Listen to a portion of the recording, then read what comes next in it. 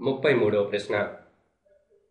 లోపాలు గల 12 పెన్నులు పొరపాటుగా 132 మంచి పెన్నులతో కలిసిపోయాయి.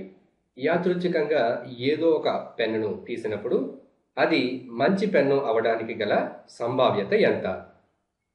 మంచి పెన్నులు 132, లోపాలు గల పెన్నులు 12. మొత్తం పెన్నుల సంఖ్య ఎంత?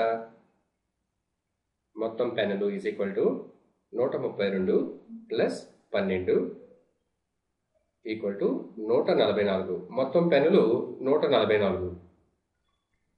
ఇక్కడ సూత్రం అనుకూల పర్యవసానాల సంఖ్య బై మొత్తం పర్యవసానాల సంఖ్య.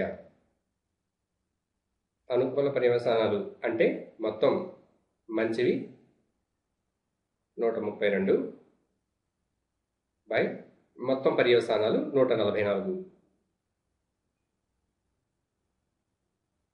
ఇందులో 12 ఎక్కువ పోతుంది.